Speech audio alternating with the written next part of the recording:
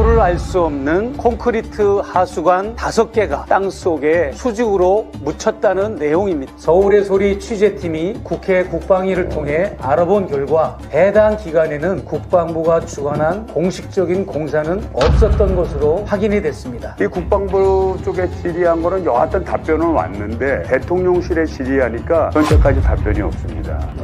당당하고 투명하면 왜 공개를 못하겠습니까? 이번 사건은 용산판 파면은 혹시 아닐까요? 왜군의 장수의 몸속에 일본도를 수직으로 꽂아서 무덤을 만든 장면이 나옵니다.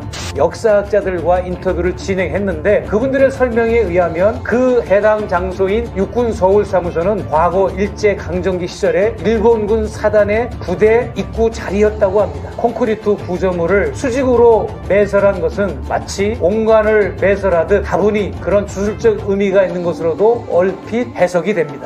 제 이야기. 취재진이 촬영한 위치는 윤 대통령과 김 여사가 기념식수를 했던 나무 인근이었습니다. 화면에 등장하는 공원 옆 공터는 대통령 전용 헬기장이고 보이는 공원은 과거에는 사방이 아주 높은 벽돌 담장이 설치되어 있었는데 어느 날 담장을 3분의 1 높이로 낮추는 공사를 해서 그 상태로 지속되었다가 이후 한쪽에 담장만 남겨둔 채 나머지 3개면은 모두 철거 작업을 했다고 합니다. 담장이 있던 자리에는 큰 나무들을 대신 심어 울타리 경계를 만들었으며 육군 서울사무소 왼편과 오른편 방향에 모두 5개의 관을 매설한 것으로 확인되었습니다. 자세히 살펴보니 관이 매설된 위치에는 사철나무가 빽빽하게 자라고 있었으며 사철나무들은 이 설치물의 자리와 거의 일치하는 장소에 있음을 확인할 수 있었습니다. 무릎 높이 정도 돌출되어 보기 흉한 설치물을 사철나무를 심어 가려놓았습니다. 이런 구조물이 있다는 것을 용산을 출입하는 기자나 민원인들 그리고 일반 국민들에게 최대한 숨기려 한 것이 아니냐는 의심을 들게 하는 부분입니다. 요 담장이 헐고 나무가 심어졌는데 이것은 상당히 중요한 의미가 있죠. 재작년에 대통령 전용 헬기가 이 부근에서 그 소나무에 뒷날개가 걸려 불시착하는 사건이 한번 있었거든요. 그렇습니다. 그래서 여기에 시설이 이렇게 울창한 나무로 됐을 때는 안전의 문제도 생기는 것이고 또 여러 가지 어떤 그 이후에 비행상의 변경을 요구하는 부분이기 때문에 매우 민감한데 이건 대통령 전용 헬기와 관계된 부분입니다. 그래서 이게 어째서 이렇게 담장이라 그러면 시야 확보도 원활하고 또 안전관리에도 유용했을 텐데 이게 그 사건을 겪고도 나무를 심었다. 이게 이해가 되지 않는 대목이에요. 그러니까 이제 과거에 국방부 신청사였던 것이 이제 대통령실로 이제 바뀐 거 아니겠습니까? 현장 찍어온 것을 자료 화면으로 잠시 보도록 하겠습니다. 여러 가지 공사 목록들이 나오는데 얼핏 보면 어떤 특별한 이 사건과 관련된 공사 내용은 없는 것처럼 보입니다. 대통령실의 그러한 침묵이나 무응답이 더 큰 오해를 불러일으킬 수 있을 것 같고요. 당당하고 투명하면 왜 공개를 못하겠습니까? 예. 이번 사건은 용산판 파면은 혹시 아닐까요? 일제망령이 아직도 우리나라 민족 정기를 파먹고 살아있는 우리 한민족에게 아직도 피해를 입히고 있다라고 하는 줄거리를 내포하고 있는 그 영화를 보면 왜군의 장수의 몸속에 일본도를 수직으로 꽂아서 무덤을 만든 장면이 나옵니다. 그렇다면 이번에 매설한 콘크리트 구조물을 수직으로 매설한 것은 마치 옹관을 매설하듯 다분히 그런 주술적 의미가 있는 것으로도 얼핏 해석이 됩니다. 저희 취재진은 역사적으로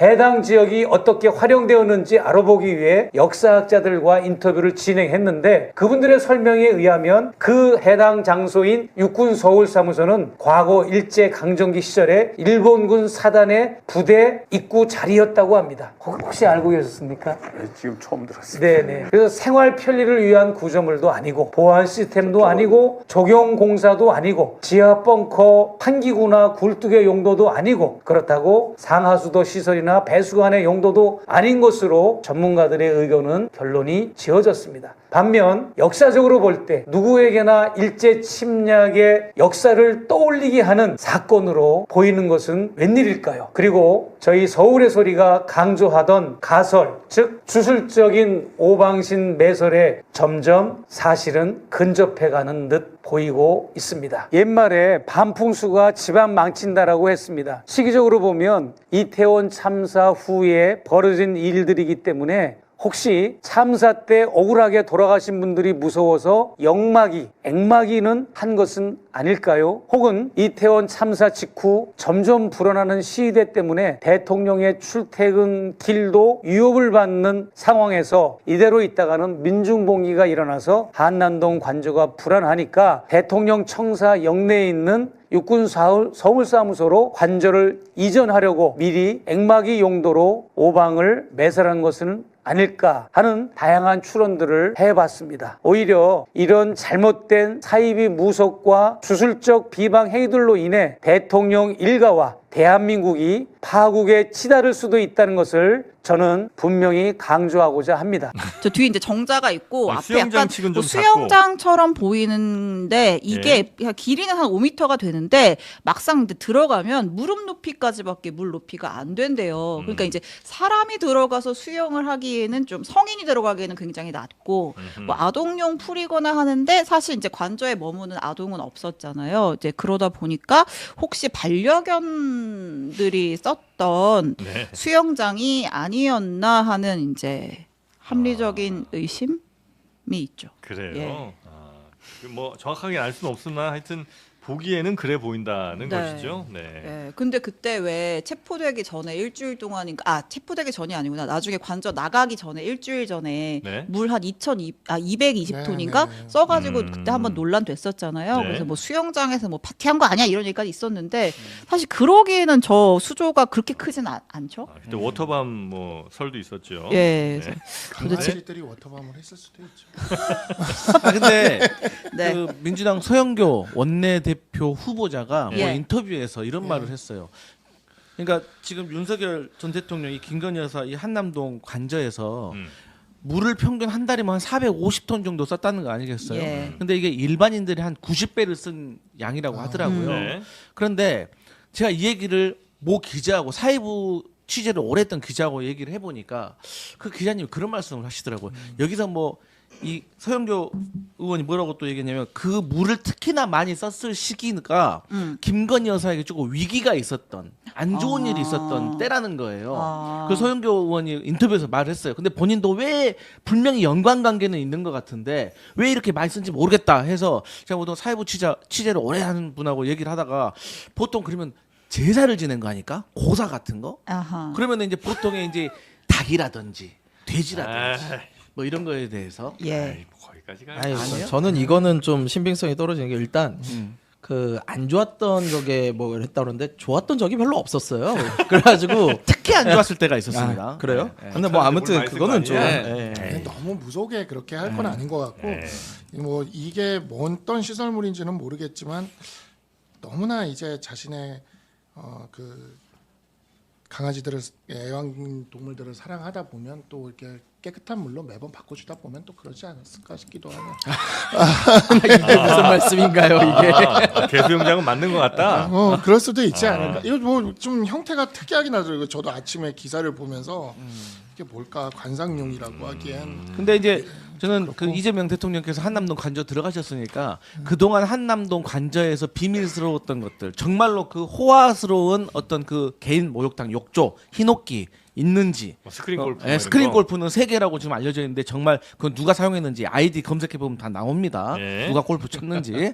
그리고 이제 여러 가지 물은 왜 썼는지 이재명 대통령 부부가 가서 살아보면 정말 물을 얼마 쓰는지 나올 거 아니에요. 이런 것들 다 이제 특검에서 이제 나오는 거죠. 이제 밝혀야 될 부분입니다. 그거까지 특검을 해요?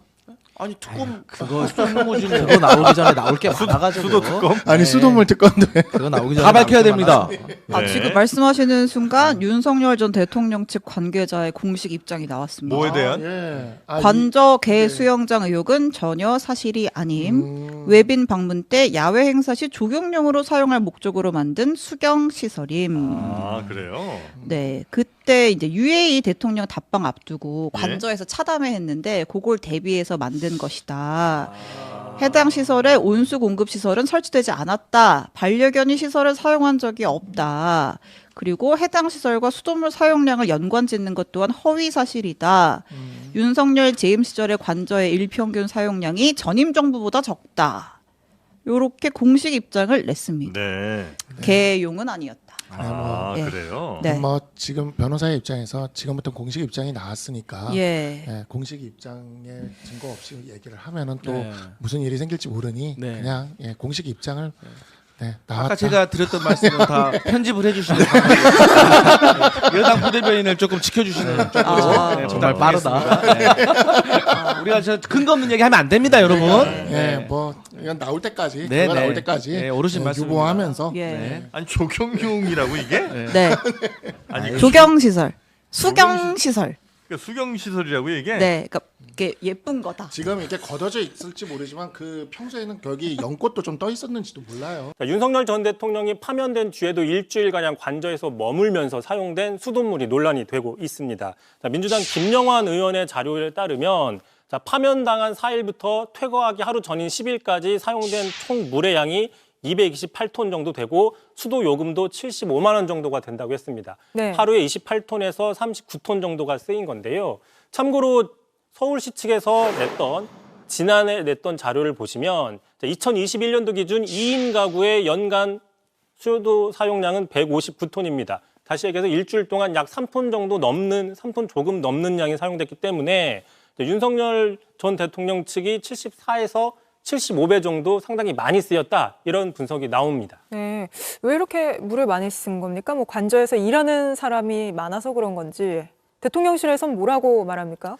일단은 먼저 결국에는 파면 이후에 이런 논란들이 나오는 것은 파면 이후에 바로 퇴거하지 않았기 때문이다라는 지적이 있고요. 실제로 보시는 것처럼 자, 파면됐음에도 불구하고 거의 매일 외부인을 불러서 사적 만찬을 했다는 사실 네. 저희가 보도해드린 바가 있었고, 또 퇴거하는 당일에는 저 고양이 놀이시설이죠. 캣타워가 외부로 반출되는 모습이 포착됐다라고도 얘기를 했었는데, 자, 이 때문에 전직 대통령인 이 전직 신분인 윤 전 대통령에게 들어가지 말아야 될 세금이 들어가는 게 아니냐, 이런 의혹들이 계속 나오고 있는 지점이 있다는 것이고요. 자, 이렇게 논란이 되자 말씀하신 것처럼 대통령실에서도 입장을 내놨습니다. 자, 관저에는 상당히 많은 경호 인력이나 관리 인력이 24시간 상주 근무하고 있고, 이 수돗물은 생활용수 이외에도 조경이나 관저 주변의 청소에도 사용되기 때문에 네. 상당히 쓰이고 있고, 또 기존에도 일평균 사용량이 25톤에서 32톤 정도에 이른다라고 설명을 했습니다. 다시 말해서 큰 차이가 없다, 이렇게 설명을 한 겁니다.